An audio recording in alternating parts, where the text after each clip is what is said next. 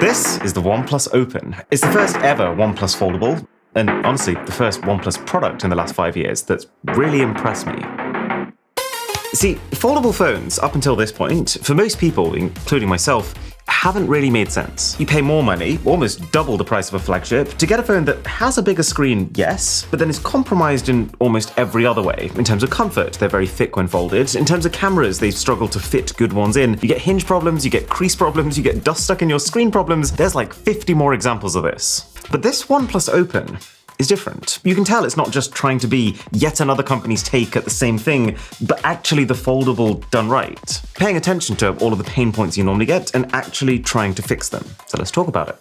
The unboxing is a good start. You get everything you need with it, which shouldn't be a surprise for a $1,699 phone, but that's just where we are right now. The phone's on top, and that is a proper camera crater. You get a 67-watt fast charger. It is starting to feel a little dated that it's a traditional USB-A plug and not USB-C though. And then a second really heavy box. There's a case included for both the back and the front. It's nothing crazy fancy, but it is all the protection that 90% of people are gonna need. And then inside, a cable, classic OnePlus Red, and then welcome, membership card, quick guide, and then a safety guide. Why is the safety guide like 60 pages? What is this, like 1995? And then a SIM eject tool. Time for the big peel.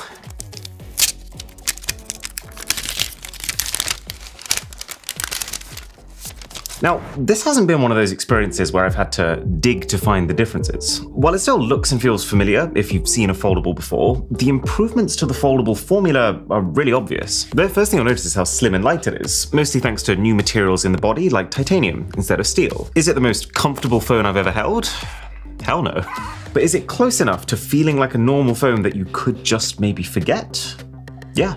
I'd say so. To give you some idea, this, foldable with an 8-inch screen on the inside, is actually the same weight as an iPhone 14 Pro Max, which I have carried around for a year with no problems. But that is not the only interesting thing going on here. The hinge. The hinge on foldable phones is both one of the biggest opportunities and potential vulnerabilities. And I'm just gonna say it right now. This is the best hinge I've ever seen. It's very smooth, there's zero friction, but at the same time, at any point in the opening process, if you wanna stop, you stop. And then according to OnePlus, it's also a lot more durable than any other hinge before, thanks to being made from, no joke, exactly 69 parts, as opposed to most hinges which have over 100, and so they're saying are almost over-engineered. But there's more. The hinge makes for a basically gapless design all the way around when it's closed, which keeps dust and other substances out. But what's also kind of cool is that they've managed to do that while not making the hinge protrude outwards, and while also giving the screen enough space to rest when folded, such that it's not being pinched, and so when you unfold it, there is very, very minimal crease. I've used a lot of foldable phones at this point, and in most cases the crease is just one of those side characters that you really dislike at the start and then you just kind of have to get used to always being around. But here, what you have is a screen with traces of a crease. It's minimal enough that if you choose to see it, you'll see it, but if you choose to ignore it, you absolutely can. And you're left with what genuinely does feel like a mini tablet on the inside. But the best bit, and the thing that really helps to sell this feeling, is this. The way that most foldables open is very gradually with a consistent amount of resistance until you basically decide, okay, this seems fully open, I'll stop pushing now. Which would probably be the way to do it if you sometimes use a foldable like this, sometimes like this, sometimes like this. But if we're being very honest, 95% of the time you use your foldable, really you're going to be in this position or you're going to be in this position. And that is why I really love the fact that this phone snaps into both of those positions. It's satisfying, it leaves no shadow of a doubt that you are in the fully open or fully closed position. And I suppose subconsciously it also helps that feeling of distinction. Like, okay, I'm in phone mode.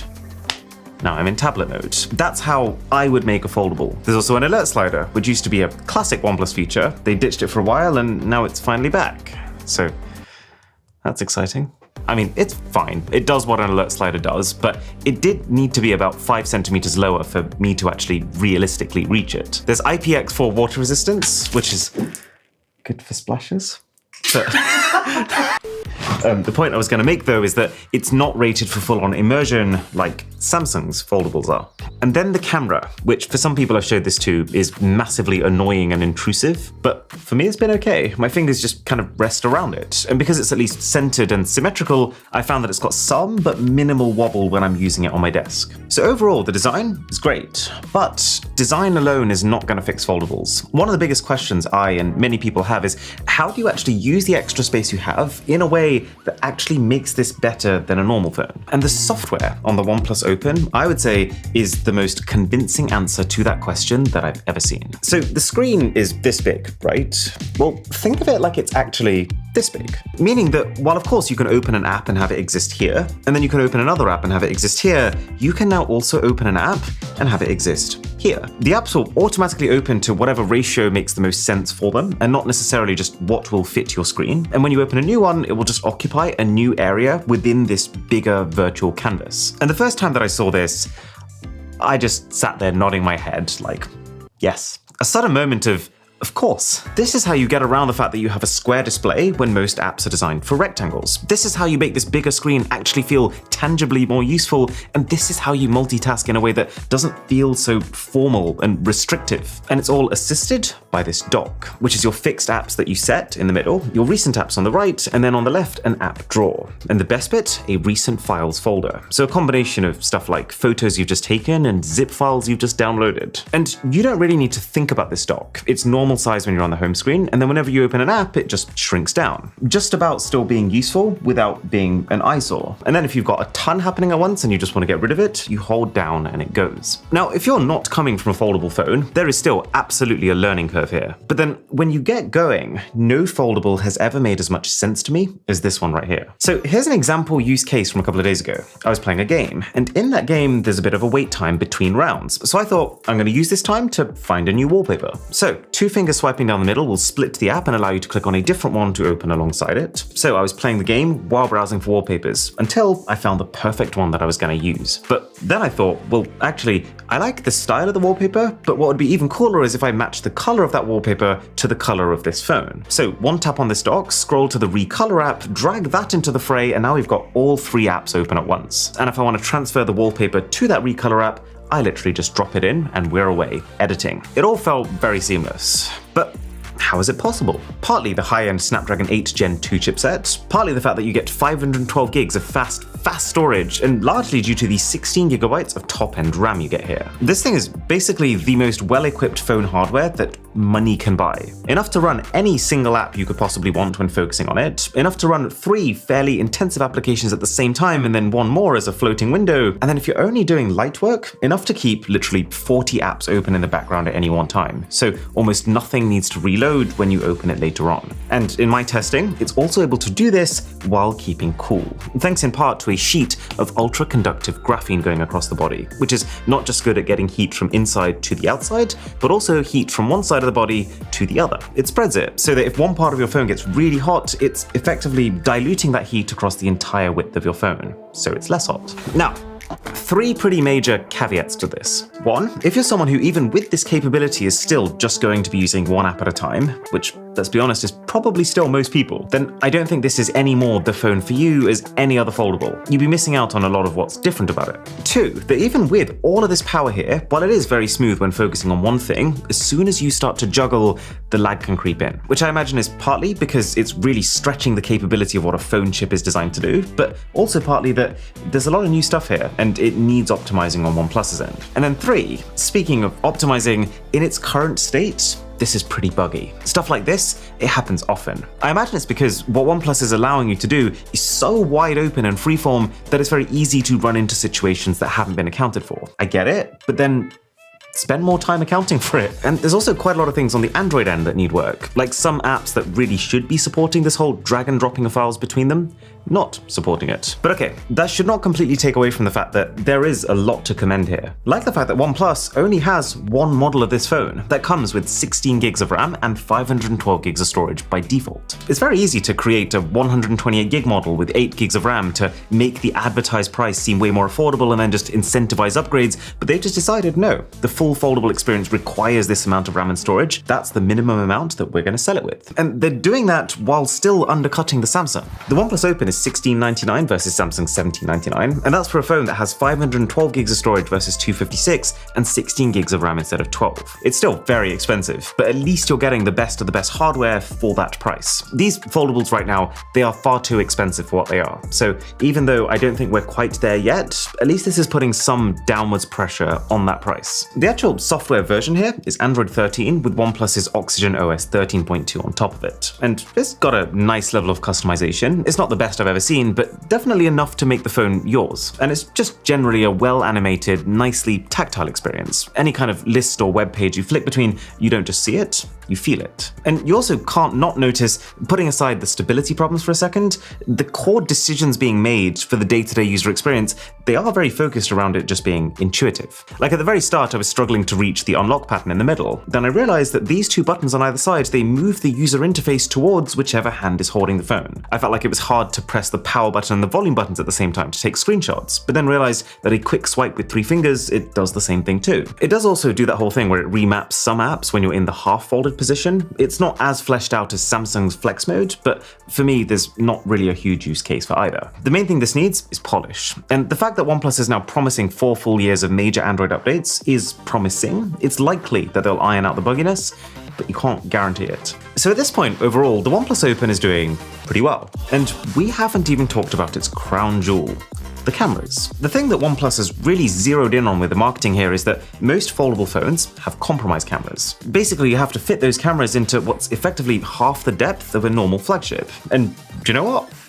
They're not wrong about that. And what they're also not wrong about is that this phone, in response to that, is basically as kitted out as it gets. This Open has a triple camera, Hasselblad branded setup consisting of a 48 megapixel main camera, 48 megapixel ultra-wide camera, and 64 megapixel 3x telephoto camera. And megapixels are one thing, but these are also all large sensor cameras, like each respectively probably the biggest you can find in a foldable. And with the main camera, they're using a new pixel stacking technique that they're saying allows the phone to get in even more light than the numbers suggest. The pitch that OnePlus gave to me was basically that this is not just the best set of cameras on foldable, but that this is the best set of cameras on a smartphone. Now that's a pretty exciting prospect, and actually doubly exciting, because when you improve the cameras on a foldable, you're not just improving your rear photos, but your selfies too. Because on the front, you also have access to all 3 of these cameras in full quality. And in some ways, OnePlus has delivered. The ultra-wide camera is great. In fact, I take better ultra-wide shots on this than I do on my iPhone 15 Pro Max. The telephoto camera being a 64 megapixel camera means that while its optical zoom is only 3 times, you can actually go all the way to 6 times and still get a lossless 12 megapixel image. It still gives you that feeling of, oh, there's something really far away. Don't worry, my phone will be able to see it.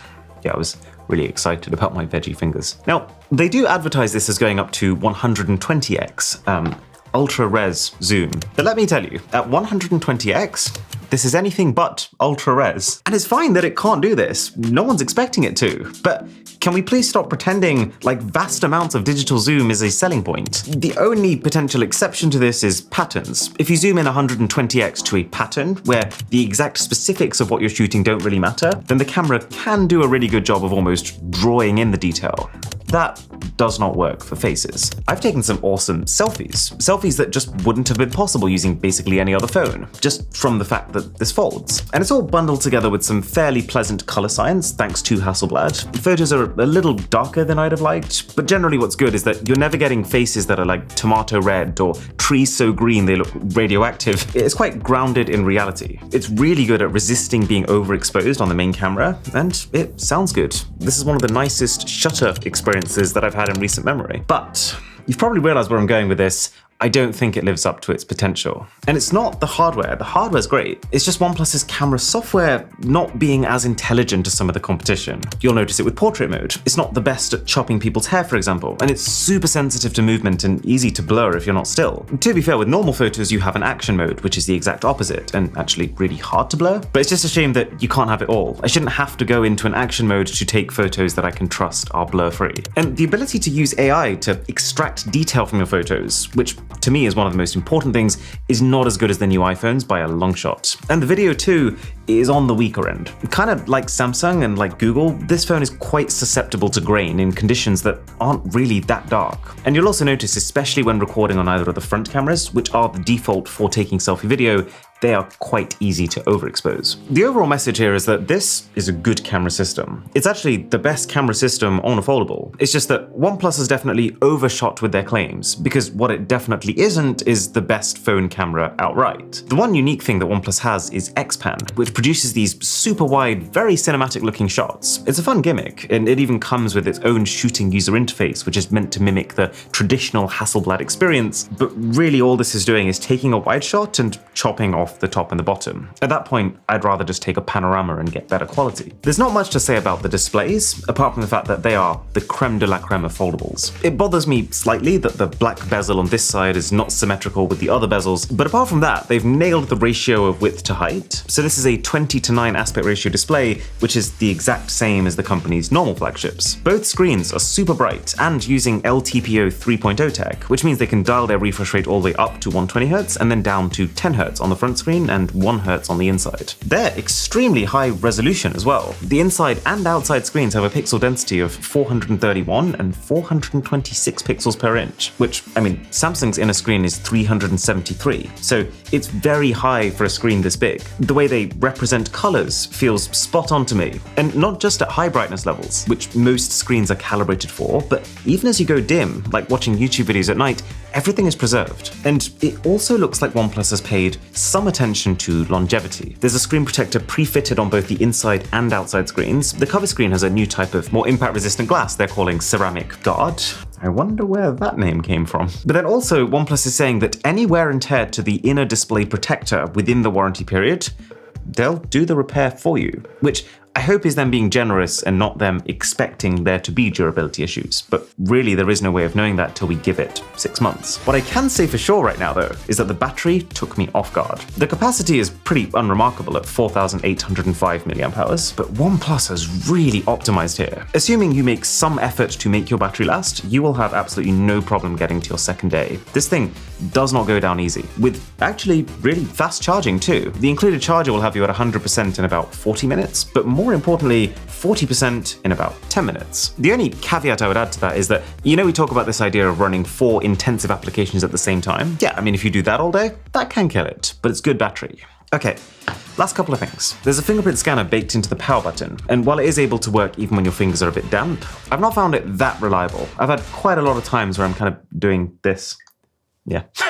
The phone has not a dual, but a triple speaker setup. There's one at the bottom and 2 at the top, which when I first heard about I thought sounded like a transformative experience, but in reality it's just good. It means you're quite likely at any given time to be covering one of them, but then again, on the other hand, even when you are covering one of them, you're still getting what feels like very full surround sound. It's the best set of speakers on a foldable, it's just not the best set of speakers on a phone. Like, the Asus ROG phones are crazy. So, overall, I can't help but like the OnePlus Open. It's not perfect, I wouldn't say this single-handedly fixes the foldable, and it definitely loses a few points for stability right now. But the specs are world-class, the software is genuinely innovative, the cameras are up there, and it has the battery to back it all up, with the cherry on top being the fact that it's also more affordable than the market leader Samsung. Let me hand that to you. Okay, so I've talked about the Opera browser before, about how the way that it's animated and the way that it lets you organize is very appealing to me, but there's a new perk, and it comes into play when you're buying stuff. So I was shopping online for a gift last week, and it's already really helpful because you can group all of your, let's say, Amazon tabs into one tab island and all your eBay tabs into another, and keep it really clean, but there's now another layer to it. I just recently bought the pay-per-view to watch the KSI versus Tommy Fury boxing match, and I realized Opera now has a baked-in reward scheme, where they've partnered with a whole load of companies like eBay and AliExpress and Booking.com, literally hundreds of companies. And then this new scheme allows you to click this badge that appears in your address bar to earn money through cashback while you spend online. So download the Opera browser from my link in the description. It's the best browser for people who A, want to keep trying new innovative features, and also people who really want to make the browser their own.